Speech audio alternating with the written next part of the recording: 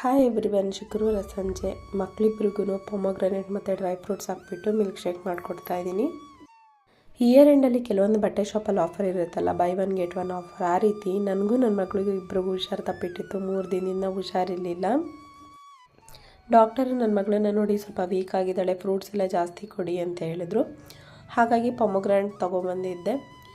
Fruits ಆಗಿ ಡೈರೆಕ್ಟಾಗಿ ಕೊಡೋದಕ್ಕಿಂತ ಈ ರೀತಿ ಮಿಲ್ಕ್ ಶೇಕ್ ಮಾಡಿಕೊಡೋದ್ರಿಂದ ಡ್ರೈ ಫ್ರೂಟ್ಸು ಮತ್ತು ಫ್ರೂಟ್ಸು ಎರಡೂ ಇನ್ಕ್ಲೂಡ್ ಆದಂಗೆ ಆಗುತ್ತೆ ಅಂತಂದ್ಬಿಟ್ಟು ಮಾಡಿಕೊಟ್ಟೆ. ಮಗಳು ಕೂಡ ತುಂಬಾ ಇಷ್ಟಪಟ್ಟು ಕುಡಿದ್ಲು. ಹಾಗೆ ನನ್ನ ಹಸ್ಬೆಂಡ್ ಫೋನ್ ಮಾಡಿಬಿಟ್ಟು ಮಂತ್ರಾಲಯದಲ್ಲಿ ರಾಘವೇಂದ್ರ ಸ್ವಾಮಿಯವರ ಪೂಜೆ ಮಾಡ್ತಾರಲ್ಲ, ಪ್ರಧಾನ ಅರ್ಚಕರು, ಅವರು ರಾಘವೇಂದ್ರ ಸ್ವಾಮಿ ಮಠಕ್ಕೆ ಬಂದಿದ್ದಾರೆ ಅಂತ ಹೇಳಿದ್ರು. ಹೋಗ್ಬಿಟ್ಟು ಬರೋಣ ಅಂತಂದರು. ಸೊ ಹಾಗಾಗಿ ಬೇಗ ರೆಡಿ ಆಗಿಬಿಟ್ಟು ಮತ್ತೆ ಹೋಗಿ ಅವ್ರ ಹತ್ರ ಆಶೀರ್ವಾದ ಪಡ್ಕೊಂಡು ಅವ್ರ ದರ್ಶನ ಮಾಡ್ಕೊಂಡು ಬಂದ್ವಿ. ರಾಯರೇ ಬಂದು ನಮಗೆ ಆಶೀರ್ವಾದ ಮಾಡಿದಷ್ಟು ಖುಷಿ ಆಯಿತು. ಹಾಗೆ ರಾಯರ ದರ್ಶನ ಮಾಡಿಕೊಂಡು ಮನೆಗೆ ಬಂದ್ವಿ. ಇವತ್ತಿನ ಮಿನಿ ಬ್ಲಾಗ್ ಇಷ್ಟೇ. ಬ್ಲಾಗ್ ಇಷ್ಟ ಆದರೆ ಪ್ಲೀಸ್